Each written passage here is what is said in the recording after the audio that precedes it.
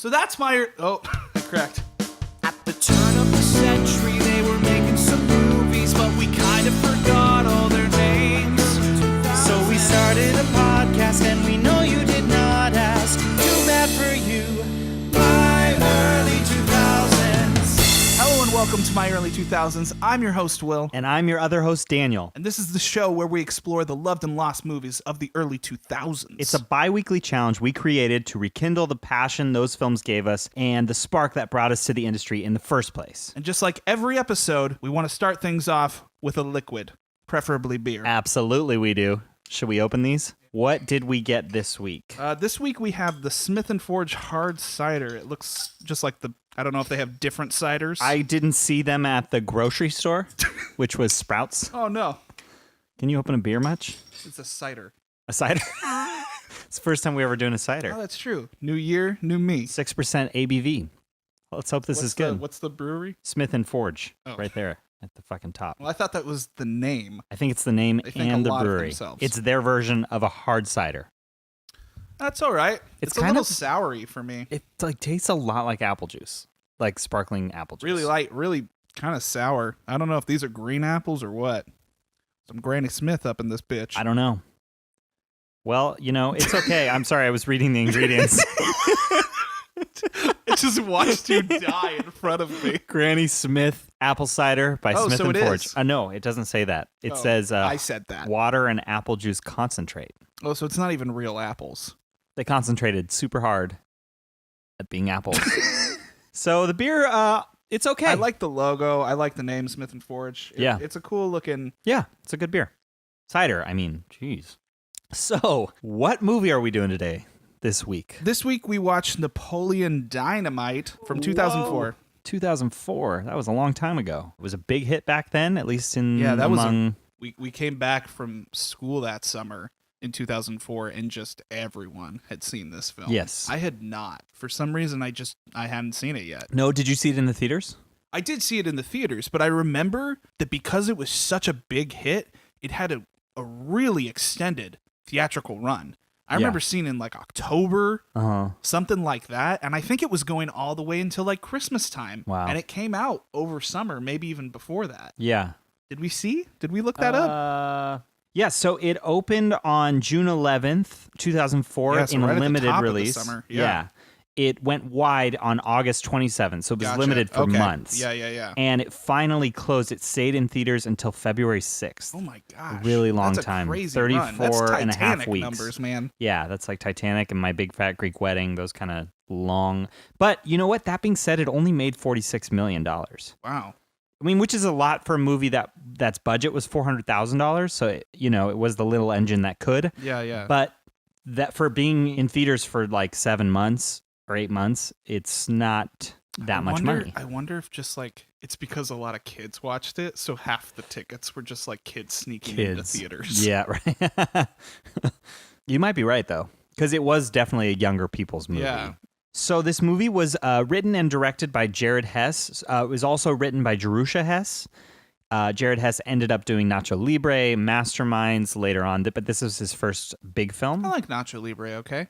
Yeah. I mean, I haven't seen it since the theater, Yeah. but I had an okay experience. Yeah, a But lot I of people really Jack like Black. that movie still, too. Okay. And it starred Jon Heder, John Grease, Efren Ramirez, Haylie Duff, and mostly a bunch of unknown people who became... Some of them became more known. I feel like everyone kind of like rises and falls really quickly in this film. I think Jon Heder probably could have had a bigger career, and he still could, but I hear he's living a more quiet life. Yeah, now. and I was reading something about the actor that played Pedro. He had a twin brother or something like that. Oh, really? That once this film blew up, he started just showing up to events as his brother, saying he was the actor that played Pedro. And Wow. it became like this big, huge drama. Like they've had a huge falling out. They don't talk to each other. Like a lot of legal disputes. It's Really? turned into this huge, massive thing. Wow. Yeah. They should make a movie about that. Right? I want to watch that movie. I know when I first saw this film, it was way after everyone was just, you gotta see it, you gotta see it. And I don't know why, but the trailers looked really dumb to me. Mm-hmm. It's not my kind of comedy. Yeah. I think there's a lot of things I enjoy about it actually now, but at the time it just wasn't speaking to me. I didn't get it. And so when I went to the theater, it was already way too late to see it with fresh eyes. Everyone around me were kids my age, and they were screaming all the funniest lines. They were dying laughing before bits had even happened. So I didn't really get a fresh experience with the film. Your mom goes to college, like everyone screamed that like it was fucking Rocky Horror. It was a crazy experience to see that with a film I had no idea anyone even gave a shit about. Right, yeah. Well, I mean, I don't know that I've ever had an experience like that in a film that no one knew about ever again. Yeah. That sounds like a really weird experience. Yeah. It's and also and maybe that's not everyone across the country, but it was right in that sweet spot, right when everyone was talking about it and everyone wanted to go to the theater. So I think maybe it was just inflated. Maybe. With how much everyone wanted to like it, people were overreacting to it. I don't know. What was your experience when you first saw this film? I really hated it. I didn't have an experience like you. I think I saw it in just a normal theater setting. You hated it? I hated it. Just straight up hated it. When I was a kid, I hated it. I didn't think it was funny at all. 0% funny. I had an okay time, but... Well, that's good. Yeah. I hated it. Yeah. I thought I couldn't understand what was funny about it. I thought it was untruthful. Did you see it with friends? Or did you see it with your family? I think I saw it with my family. Okay. That it might have been a different... Yeah, it might have been a different experience had I seen it with friends. I just really was, and I saw it later too. So I had heard people talking about this movie for months and months, and I just didn't like it at all. And I hated it for years. Like today was the first day I watched it again since that day. Yeah. So the only reason I watched it today is because we're doing this show. Otherwise, I planned on never watching this movie again. Yeah, I had seen it a few other times before today, but it's definitely been about 8, 9, 10 years. Yeah. And I'm not sure that any other time I ever watched it that I watched it with fresh eyes. I always watched it through that prism of how it was on that day and just sort of probably never even really paid attention to the film. I don't think I've ever really paid attention to this film before until today. Yeah. Because of that experience, it was almost like a music video rock show barely going on in front of me. Now I watched it as a movie, and I saw something completely different, I think. Yeah. I agree with you. In 2004, I definitely was just watching a movie to watch a movie. I still have problems with it for sure. Yeah. But it felt so different than what I remembered. It was better to look at than I thought it would be. It was more interesting. Yeah, the cinematography is actually great. Everything is framed and positioned very well. And so it was definitely a very cool looking film. That was interesting. I did laugh. I kind of thought some of the comedy was funny. But it's mostly the physical stuff that lands. Everything that he can frame and present to you in a physical image lands so well. It's the dialogue that, for me, sometimes is a little strange. It's not my type of humor. Right. That's my biggest thing. I don't know that it's humor as much as it is just sort of like, yeah, people are weird. Yeah, I think it's the lead character, Napoleon. I don't think... And nothing against how he portrayed it or anything. I just don't think it's a real person, and so I can't connect with it at all. Well, it's almost like he's playing an SNL skit. Okay, it's like it's an exaggeration on top of a real person. I think some of the dialogue makes it an exaggeration for sure, but archetypes like this, people that very much remind me of this character, very, very strange and weird and physical like that. Yeah, not even kind of an exaggeration, but some of the moments that were comedic, they didn't do the truthful moment of what that character would do. They just kind of gave him a weird, quirky line to say because they knew that kids would laugh at it. And I agree with you. I've seen that person, the weird one who does the weird physical bits, is like overly confident about strange things and just kind of stands out in a way that's different from the normal. Like when he gives what's-her-name's all her hair and gift stuff back, the way that whole interchange happens and they sort of like run off from each other, I've seen that. Yeah, I agree. And it's I just adorable. Think the way they capture it is so adorable in this film, but the way they talk to each other isn't the way I think they would talk to each other for some reason. Right. And I just think everything he says out loud, that's not realistic. Everything. Every single line he says out loud, I don't believe. Yeah. And so it makes me not like the character. Maybe that's why you like the and character, the voice because it's not for you. It's not for me. And I don't think there's anything wrong with it. I'm not going to pick it apart in that way. It's just not my style of comedy. I don't find it funny. Yeah. But the physical humor, was excellent, and I laughed hard several times at that. Yeah, was it the uncle or The uncle and the brother. I actually liked the brother. The brother's physical comedy is amazing. The brother was more truthful in his weirdness to me too. Yeah. I was like, oh, I see what you're weird. I see that you're weird, but I also see that you believe it. Yeah, I kind of noticed that I liked the Napoleon in the short film a lot more than the one in the feature film. There was something more truthful about it in that. I think they kind of changed Napoleon's character in the feature. So maybe we should go into the synopsis and talk about what he wants. But it seems in the short film he didn't want anything. He just wanted to like be around and like have some friends and just exist a little bit. Yeah. In the feature, it feels like this bigger underdog story thing that's happening for no reason, and it sluggishly gets thrown around until he just is victorious for no reason. I don't know. It seems earned in the short film. So maybe we should go into the feature and talk about the synopsis. The synopsis, absolutely.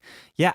There's not much going on here, but generally speaking, we're talking about a high school kid in Idaho who is certainly on the outskirts of normalcy. We meet him taking the school bus in for the elementary school, not for his to class, the high school, yeah, because that's the only ride into school he has. Exactly. We see that he has a strange family. He has an older brother who's a little bit odd, and a grandmother who doesn't seem completely She's not focused. She's not focused. She's out with her boyfriend, not even telling people about it. Exactly. She's kind of a shitty person, actually. Yeah, she's expecting them to kind of take care of themselves. Yeah. He's beaten up at school, made fun of. Well, I guess Kip's an adult, really. He should be taking care of himself. He's clearly an adult. Yeah. Yeah, not an old adult, but... And we're also dealing with an uncle who comes in, and the uncle is living in the past, and he's scheming, trying to make money, Keeps saying he's living in 1982. And it shows. His hair, everything he dresses. He keeps living in his high school days as a quarterback, and he wants to... He's trying to save money to buy a time machine. Yeah. Literally. I love that subplot so much. That's actually the best part about the movie, Kip, to me. Just those two. I wanted that. I wanted those two, the movie. That would be so much fun. Maybe that's too much, but I loved it. I agree. I'm totally with you. And basically what we get is Napoleon Dynamite. He's trying to go to a dance. He gets a friend.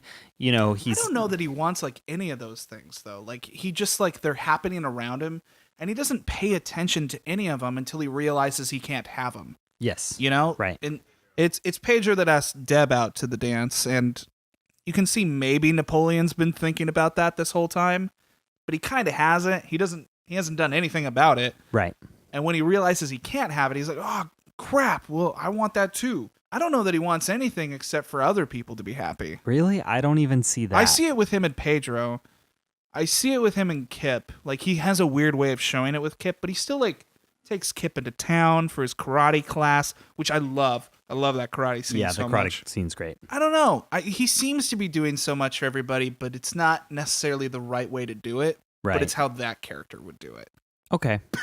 I don't see him as a character with wants, really. They're none of them are his own, it seems. Yeah. It's always someone else's idea. Right. And he's making that dream come true for them a little bit. Yeah, like with Pedro running for the class president. Right. He's actively campaigning for him. What do you think about that dance scene? Everyone loves that dance scene. It's been a meme. It's a gift to hell. It's always being put on people's Facebooks all the time. Like, it's this big iconic moment for people. Yeah, it is. It's a great song. Yes, it's a great song. It's a great song. It's a great song. I almost feel like that scene is the reason they spent $400,000 to make a movie. They were like, this kid looks weird and he dances funny. Yeah. It's like there is no point to this movie to me in my eyes. Other than to make people laugh, which it did. And it succeeded at that. It succeeded more than most comedies at that time. Exactly. So I think it was just so absurd.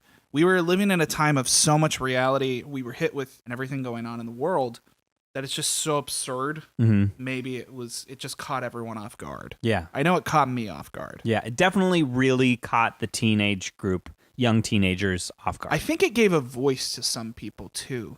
I can see so many breadcrumbs in this film that they've obviously taken from other famous directors like the Coens, Wes Anderson, but you can also see people have taken a lot from this film too, in its timing, its style. a lot of its art direction and framing, people have also kind of absorbed into, I would say, a big part of the mainstream look of today based on this film. That's interesting. I don't know about that for the actors and the style of storytelling, but the look of it feels... Fucking Kip is a sex model today, man. You go to Silver Lake and everyone's a goddamn Everyone Kip. looks like Kip now. Yeah, that's true. Yeah, it's almost like these people are supposed to be on the outskirts of society back then, not the norm.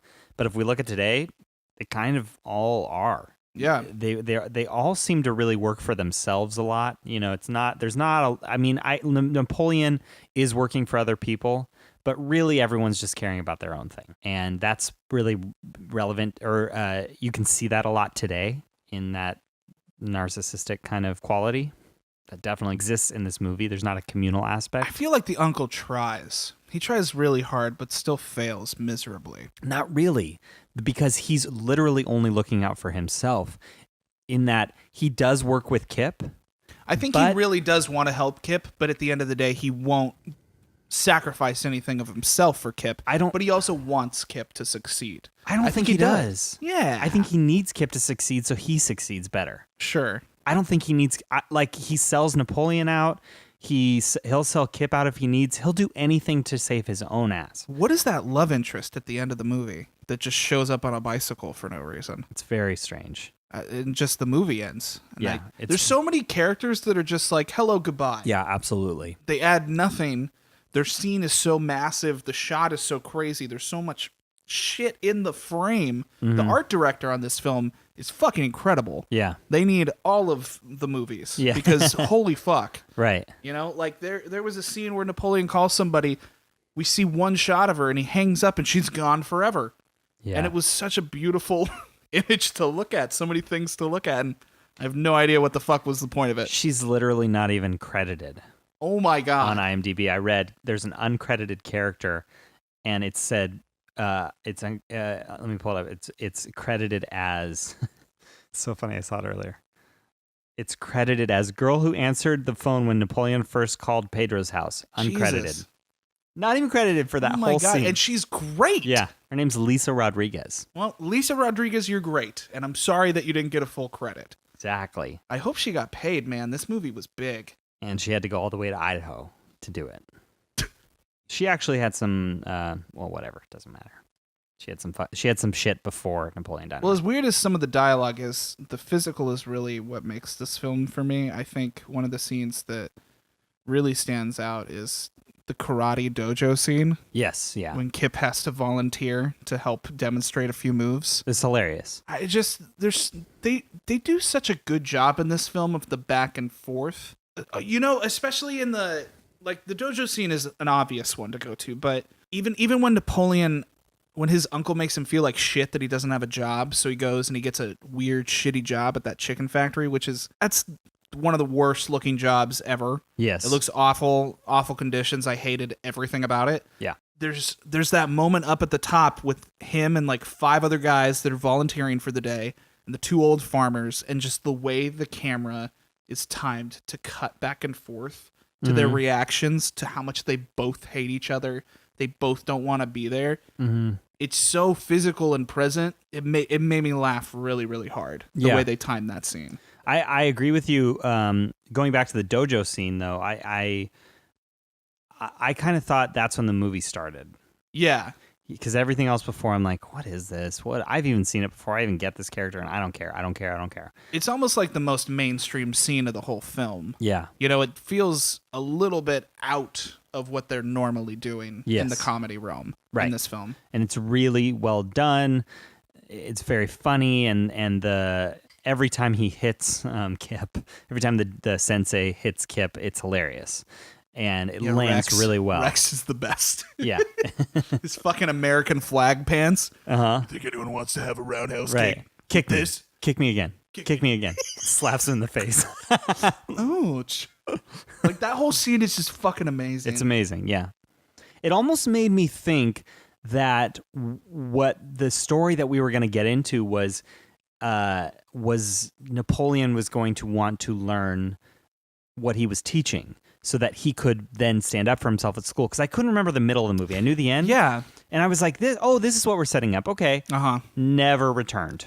Yeah, there's a weird like pro-bully-ness to this film. Like every time there's a bully moment, it's at the expense of a laugh, and we never really address that culture. This film feels kind of dated in a couple of ways. Like it does feel very early 2000s, 2004. Yeah. But in some ways it feels like 1985. And you can feel the filmmakers putting a little bit of their childhood in it. And it doesn't feel totally accurate to what I experienced and what I would expect to be normal of that time. Yeah, it does. You're right. I didn't really think about that. It doesn't really feel like 2004. And maybe, you know what? Maybe Idaho in 2004 or even 1995 when maybe they thought of this movie or they lived it, it felt like 1985. You might be right. I don't know. I've never been to Idaho at that point in time. I can't tell you. I don't know. Idaho. But even sometimes the costumes felt really 80s. Yeah, were they intending to make it and they do reference the uncle as he's living in the past. He's living in 1982. But it kind of feels like the whole town is a little bit living in the past. And maybe that's the point. Yeah. That everyone is kind of stuck in this loop of the same fucking thing. And Napoleon is this weird entity of like, no, that's dumb. Let's move on to the next thing. No one gets it. Yeah. I don't really get it either. I'm fine with 1985, personally. I love Back to the Future. Yeah, maybe you're right. I don't know. I have a tough time finding a message or meaning in this film. Other than I think it's just to be weird, I guess. People to laugh and to be weird. Why is it weird without a meaning? I don't like as a movie. Like you should want to do things for a reason, I guess. Yeah, I get Nacho Libre more because he's ridiculous. That's ridiculous. This is like a normal high school with this weird character and these weird people, and there are some normal people in there, and they're looking at the weirdos like they're weirdos, but. I don't know. I just didn't get it. Yeah. I don't get it. And I don't, they almost do a few things. They almost seem like he's going to start to learn how to kick people's asses. They almost make it look like he's going to have a love interest, but then Pedro takes her to the dance. But he does kind of get her in the end, which is very confusing. It's weird. It's kind of like a friendship, I guess, more than a romance, but it's the way they do it.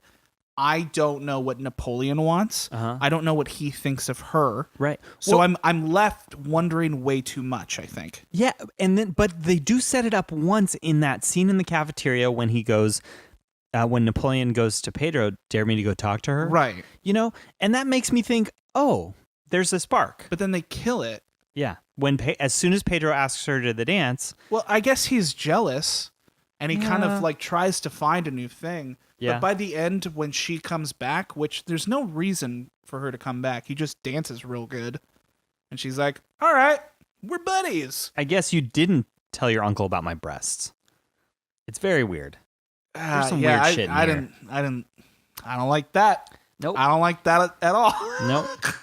Uncle, what is his name? And I get it that it's at the expense of a joke, but the joke is literally you think he's going to come on to her. Right. And it's not. Yeah, because he's like taking off his vest. So the relief is that he wanted her to get a breast enhancement? There are some things in that movie that are there's a couple phrases Napoleon outdated. says we can't say anymore. Yeah. Like it's just it definitely feels dated. Yeah, but it's dated. But so cemented in that time. It does feel like that time. It really does. And I think one of the things that actually, for at least for us, helps it feel like that time is the amount of time, like catchphrases people were saying for the next 4 years. Couldn't stand it. I mean, either. I hated it. I really. Your mom goes to college for at least 6 years on everyone's MySpace page. Sorry, Tom. Well, maybe we should get into some questions. Yeah, let's do it. Well, we've talked about a lot of moments, but what was your favorite line or moment, if you even had one? It's actually, well, I was going to say one, but I'm going to say another. Okay. Because this was actually my favorite moment, was when they're selling the Tupperware, and they show the scene with Uncle Rico first, and they tell him like, "Oh, try to break this, try to break this." Do you want me to do another? I have another one. You do this one, and I'm going to try and think of another one. Okay, because it's great. I actually do have another one. Nope. Okay.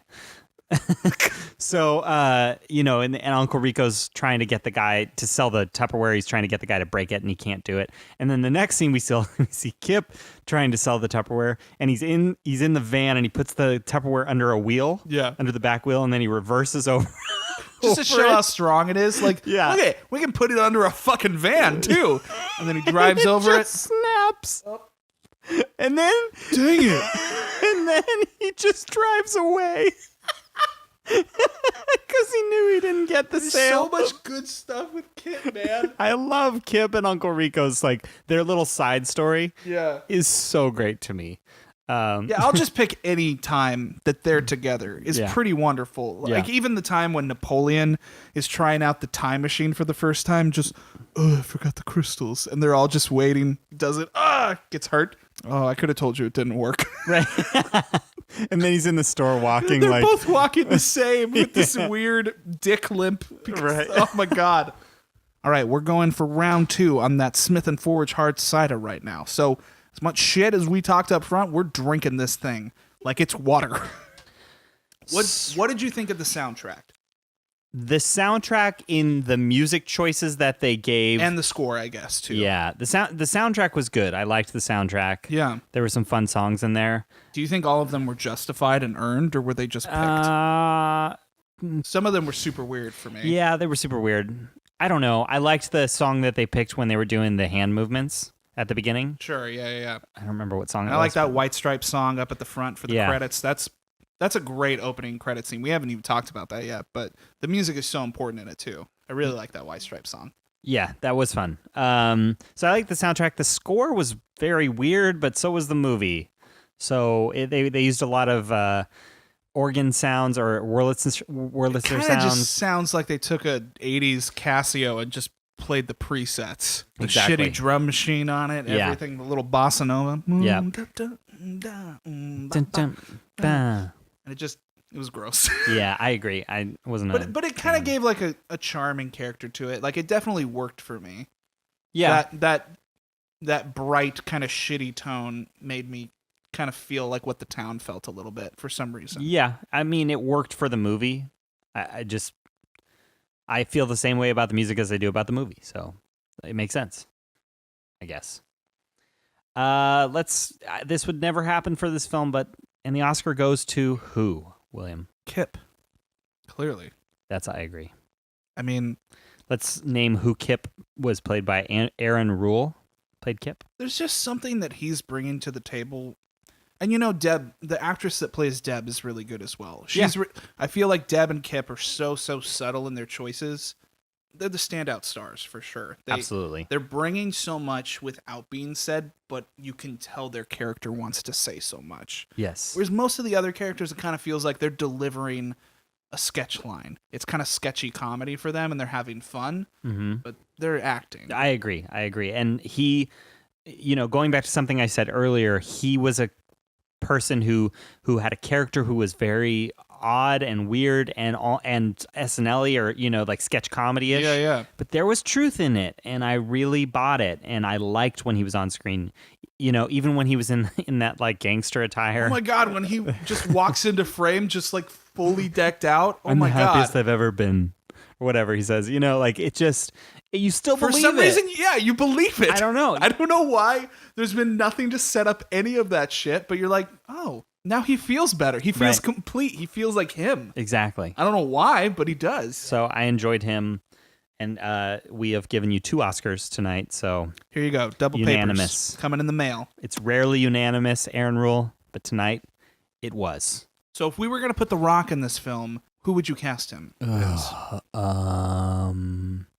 Uncle Rico. Uncle Rico? Okay. Yeah. I want to see him as Uncle Rico. What do you think he could bring to Napoleon that Uncle Rico didn't bring this film? What is The Rock going to do with that time?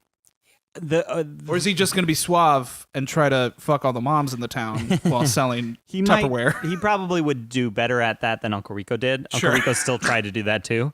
The thing that The Rock would bring to this part is you just can't hate The Rock. I don't know. He could be playing the worst person in human history, and you just can't hate him. Yeah.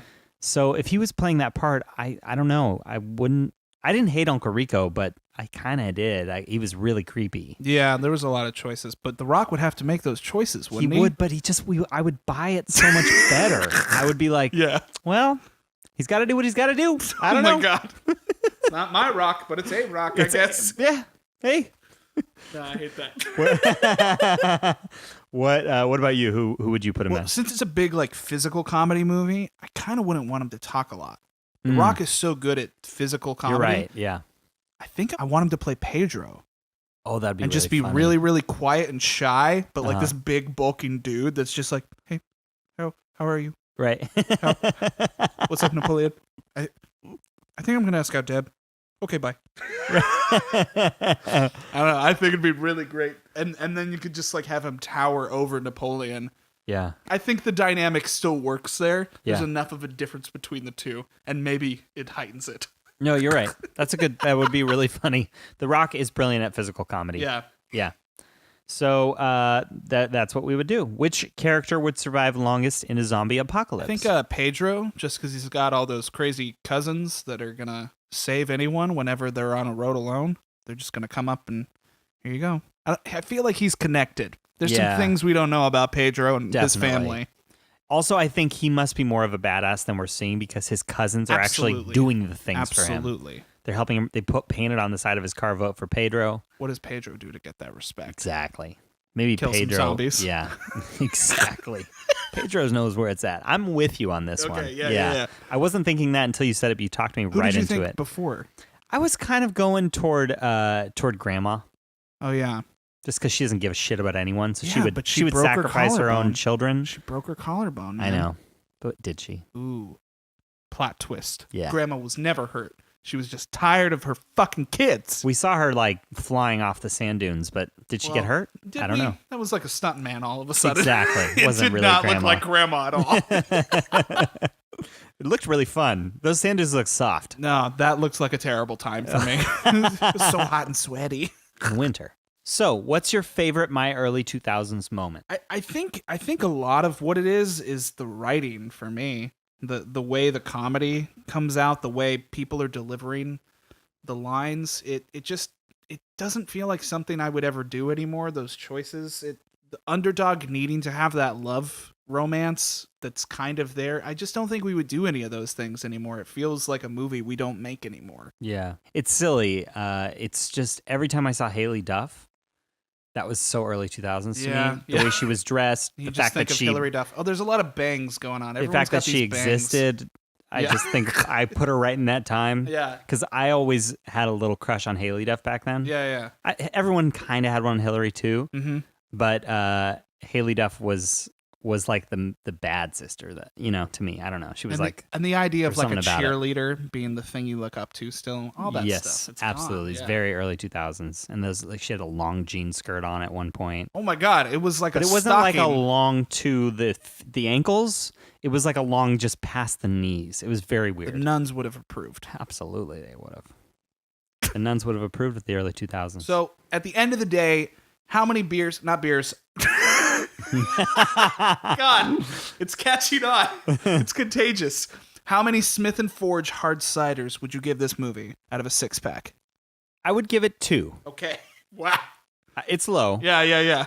But it made me laugh, Mhm. which is why I didn't give it 0. Yes. It made me laugh out loud. And anything that makes me laugh deserves some respect. There you go. So what about you? I think I'm going to give it 3 just because I was so pleasantly surprised by the directing. It was really nice. I did not remember how well thought out everything was. Like maybe the story wasn't really there. Maybe he's not a storyteller, but the way that he visually presented things to me, I was so surprised by today. Yeah. And I appreciated it a Well, lot. and we should speak to the budget for a second. It was only $400,000. And they had 22 days to shoot this fucking movie. And they did a lot. Yeah. And they had a lot of that money went to the music because they Yes. bought rights to a Yeah. lot of songs. Yeah. So they really used their money well, and It all comes from this tiny it was short beautiful. film. Yeah. So a lot of good stuff in there, and very innovative. I can't. fault. Like the director knew what he wanted. And he knew a lot of things before people knew them. Exactly. He sets the tone for a lot of directors and storytellers today. And I am not, I have no fault to him. It's not my style of movie, but he was great. He did a great job and he created a great product. Well, before we wrap this thing up, we got a new segment we're going to try out today. Daniel has a New Year's resolution, so I devised a sneaky plan, add this to the show. I hope you'll bear with us and enjoy it, because we're going to probably enjoy it. Enjoy it a lot. Tell us about it, Daniel. This is called the My Early Food Challenge, where every episode I make... Every episode? I think so. We'll wow, see. That's commitment. It's January, so I'm very much on the ball right now, but We'll see what happens. by April, we'll see. Where I'm going to make a food inspired by whatever movie we are watching. A themed food. A themed food, if you will. So this was Napoleon Dynamite. So what did you make for us tonight? I made a steak and tot quesadilla with Pedro guacamole. It looks great, honestly. Honestly, You dropped yours on the floor, but mine looks great. I did drop mine on the floor. I have had a lot of Smith & Forge cider. Wow. Yes, you have. And that is one. I've had one. So let's dive in some tots and some steaky tots. Yeah. a So lot of steak, a basically, lot of I'm what's on this thing is I got some carne asada.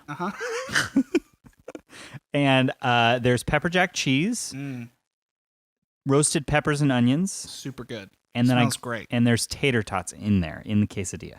We have some of your tots. Quesadilla, excuse me. I took some pills because I am lactose intolerant. And I am not, but probably am. Cheers. Cheers. Let's see how this tastes. I mean, it's pretty hard to fuck up a quesadilla, but But I didn't fuck it up. Actually, it tastes pretty good. this is a bad idea for the show because then I want to stop talking and start eating. Oh, it's falling apart. I'd like for you to refer to me as chef during this segment. Yeah, chef. Thank you. This week, I say success. Congratulations, Daniel. Thanks Success so much. on being a chef. Steak and tot quesadilla. I mean, it's like we're in college again a It's little bit. pretty but- innovative. Yeah. So that's my early 2000s for this week. Thanks so much for joining us on this episode. If you like the show, please subscribe to us on the Apple Podcast app or wherever you get your podcasts. And please feel free to leave a comment or review, which helps spread the word about this show. And if you'd like to reach out to us, you can find us on Instagram or Twitter at SplashZoneMedia. That's all for today. See you next time on my early 2000s. Can you punch? Yeah, I can punch. No, but can you actually punch? Look at this. Punch me. Ow. That hurt. Who are we in this? I didn't say for you to hurt me. It's for you to punch me. How can I not punch you without hurting you? If you knew karate, you would know. What? That's... Karate is hurting. No. You're wrong. Punch me. Huh. Ow. I said punch me. I don't understand. Kick me in the face. Kick me in the face. Is this part of the show? Kick me in the fucking face, man.